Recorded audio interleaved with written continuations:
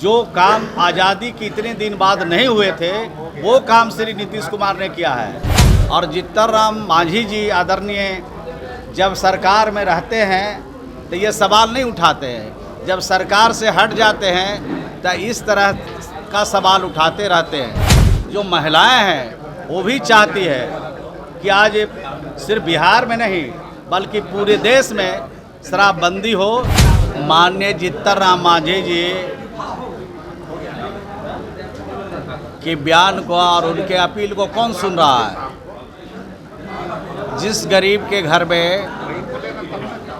दूध नहीं जाता था अब वहाँ दूध जाने लगा, जिस गरीब के घर में मिठाई नहीं जाती थी अब वहाँ मिठाई जाने लगी, जिस गरीब के घर में सब्जी नहीं जाती थी सब्जी जाने लगे, उनके बच्चों के कपड़े जाने लगे, रोड एक्सीडेंट की घटनाओं में कमी आ गई, महिला हिंसा की घटना में कमी आई है और वो गरीब परिवार आज खुशहाल हो रहा है। आज अपने बच्चों की पढ़ाई करा रहा है, अपने बच्चों के दवाई के लिए किसी के आगे आज हाथ पसारना नहीं पड़ रहा है। अब 2 टाइम की रोटी के लिए उनके सामने किसी के सामने गिड़गिड़ाना नहीं पड़ रहा है। तब ऐसी हालत में अगर जीतन बाबू ये अपील करेंगे तो कौन मानेगा? और जीतन राम मांझी जी आदरणीय जब सरकार में रहते हैं तो ये सवाल नहीं उठाते हैं, जब सरकार से हट जाते हैं तो इस तरह का सवाल उठाते रहते हैं। और ये जो काम बिहार में हुआ है ये नीतीश कुमार जी के देखरेख में काम हुआ है।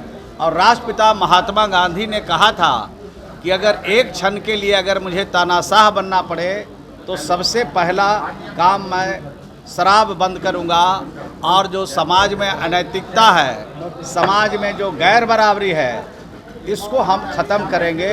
तो राष्ट्रपिता महात्मा गांधी जिस बात को कह के गए हैं अगर उसको कोई चुनौती दे रहा है तो उनका तो मालिक कौन होगा वही समझ।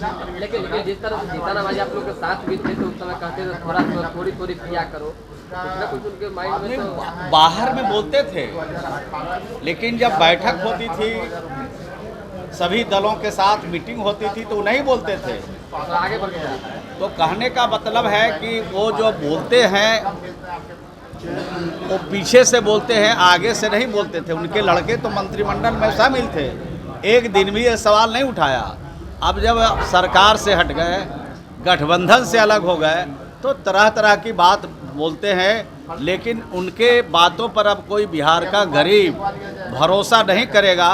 क्योंकि हर गरीब जानता है कि शराबबंदी होने से हमको फ़ायदा हुआ है, शराबबंदी होने से हमें लाभ मिला है। तो ये गरीब लोगों को बिहार में और पूरे देश में ये मैसेज चला गया। और देश की आधी आबादी जो महिलाएं हैं वो भी चाहती है कि आज सिर्फ बिहार में नहीं बल्कि पूरे देश में शराबबंदी हो, जिससे देश में जो अत्याचार है, जो जुल्म है और जो महिला हिंसा हो रही है और जो गरीबों को ठगा जा रहा है, गरीब उससे बीमार पड़ रहे हैं, पीड़ित हो रहे हैं, प्रताड़ित हो रहे हैं, वो हर लोग चाहते हैं कि शराबबंदी होना चाहिए। एक सवाल है, उनका कहना है कि सरकार में सबसे ज़्यादा शोषण महादलितों का दारू और बालू के नाम पे हुआ है।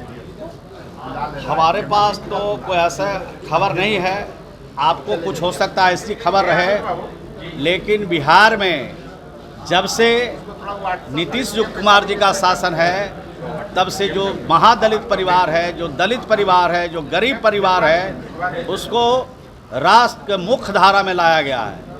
जो काम आज़ादी के इतने दिन बाद नहीं हुए थे वो काम श्री नीतीश कुमार ने किया है। जो हमारा जो दलित परिवार है, जो हमारा गरीब परिवार है, उसको विकास की रोशनी से काफ़ी दूर था और 7 निश्चय योजना ला करके उन गरीबों को हम लोगों ने आगे बढ़ाया।